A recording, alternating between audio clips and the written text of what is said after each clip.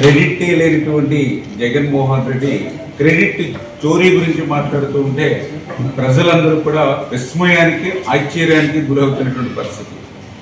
ఒకవేళ జగన్మోహన్ రెడ్డికి ఉన్నటువంటి క్రెడిట్ని ఈ ప్రపంచంలో మేమే కాదు ఎవ్వరు కూడా చోరీ చేయలేరు. ఎందుకు చోరీ చేయలేరు అని అంటున్నామంటే జగన్మోహన్ రెడ్డికి ఉన్నటువంటి క్రెడిట్ ఈరోజు చూస్తే హత్యలు, దోపిడీలు, లూటీలు, కిరాతకాలు, వంచన, గొడ్డలిపోట్లు, క్విక్ ప్రో, ఇన్సైడ్ ట్రేడింగ్, అబద్ధాలు. ఇది జగన్మోహన్ రెడ్డికి ఉన్నటువంటి క్రెడిట్. ఈ రకమైనటువంటి క్రెడిట్ని మేమే కాదు ప్రపంచంలో ఎవరైనా చోరీ చేయగలరా? ఇది ఒక్క జగన్మోహన్ రెడ్డికి మాత్రమే చెల్లింది. వేళ ప్రపంచంలో ఆ పేటెంట్ హక్కు అనేది ఒక్క జగన్మోహన్ రెడ్డికే ఈ యొక్క హత్యలు, దోపిడీలు, లూటీలు, కిరాతకాలు, వంచనలు, గొడ్డలేపోట్లు, కిడ్ ప్రో, ఇన్సైడ్ ట్రేడింగ్, అబద్ధాలు, ఇవి ఓన్లీ వన్ పేటెంట్ హక్ జగన్మోహన్ రెడ్డికి. అంటే పూటకొక మాట, పేటకొక అబద్ధం. ఇదే జగన్మోహన్ రెడ్డికి ఈ రోజు ఉన్నటువంటి క్రెడిట్. సింపుల్గా చెప్పాలంటే ఈవేళ ఈ ప్రపంచంలో పూర్తవ్వనటువంటి ప్రాజెక్టుని పూర్తయిపోయిందని చెప్పి వెలుగొండను ఆ రోజు జాతికి అంకితం చేస్తున్నానని ఏదైతే జగన్మోహన్ రెడ్డి అటు ఉమ్మడి ప్రకాశం జిల్లా, ఈరోజు మార్కాపురం జిల్లా వంటి ఫ్లోరైడ్ బాధితుల్ని, రైతుల్ని ఏదైతే మోసం దగా చేశాడో ఈవేళ అక్కడ ఉన్నటువంటి ప్రజలే జగన్మోహన్ రెడ్డి యొక్క మోసం దగాను గుర్తించి అసహ్యించుకుంటూ ఉంటే దాని నుంచి బయటపడడానికి ఈ మభ్య పెట్టడం, ఇటువంటి మాయ చేయడం అనేది ఈరోజు మనం చూస్తున్నటువంటి పరిస్థితి. సంవత్సరాల పాలనలో ఎగ్గొట్టి కనీసం ₹1 కూడా నిర్వాసితులకు ఇవ్వకుండా మరి ఎట్లా జాతికి అంకితం పడతారు, ఎట్లా నీటిని నింపగలిగేటువంటి పరిస్థితి ఉంటుంది.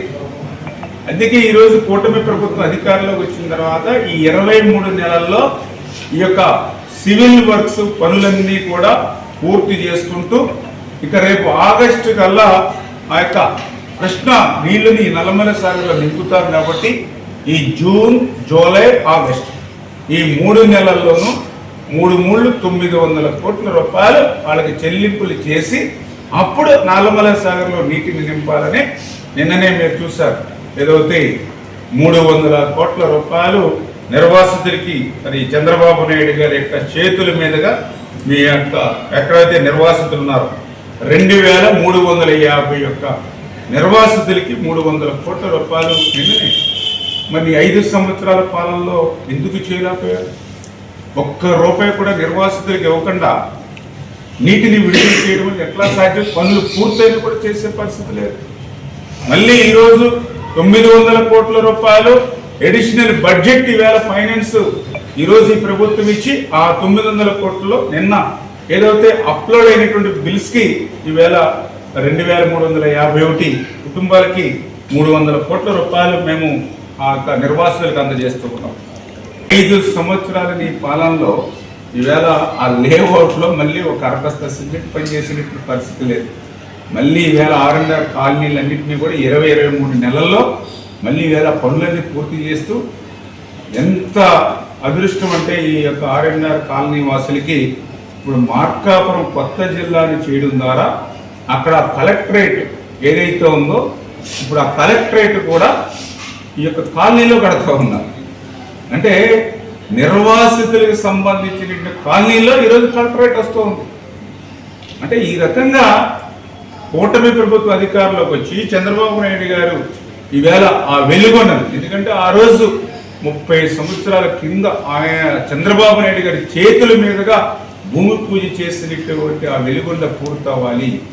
ఆ యొక్క ప్రకాశం, అదేవిధంగా కడప, ఆ యొక్క జిల్లాలకు సంబంధించినటువంటి 3 జిల్లాలకు సంబంధించిన ఉమ్మడి జిల్లాలకు సంబంధించిన ప్రజలందరికీ కూడా సాగునీరు, త్రాగునీరు ఇవ్వాలి, ఫ్లోరైడ్ బాధిత కుటుంబాలను ఆదుకోవాలి అనేటువంటి ఏకైక సంకల్పంతో ఈవేళ ఆర్థికంగా ఎన్నో ఈ ప్రభుత్వానికి ఇబ్బందులు ఉన్నటువంటి స్థితిలో కూడా వెంటిలేటర్ మీద ఉన్నటువంటి ఆర్థిక స్థితిని ఈ ప్రభుత్వానికి వారసత్వంగా గత ప్రభుత్వం ఇచ్చినటువంటి స్థితిలో కూడా ఈరోజు ఇన్ని వేల కోట్ల రూపాయలు ఖర్చు పెట్టి చిత్తశుద్ధితో ఆ పనులు మేము పూర్తి చేసి ఈ యొక్క సీజన్ కల్లా ఆ నల్లమల సాగర్కి నీళ్లు తీసుకెళ్లి వెలిగొండను పూర్తి చేయాలి ఫస్ట్ ఫేజ్ అనేటువంటి నిర్ణయాన్ని ఈవేళ వెలిగొండ మరి ఆ జిల్లాల ప్రాంత ప్రజలందరూ కూడా హర్షాతిరేకాలు. నిన్న మేము సీఎం గారు అక్కడికి వెళ్తే వాళ్ళ కళ్ళల్లో ఆనంద బాష్పాలు అందరి కళ్ళల్లో చూసాం.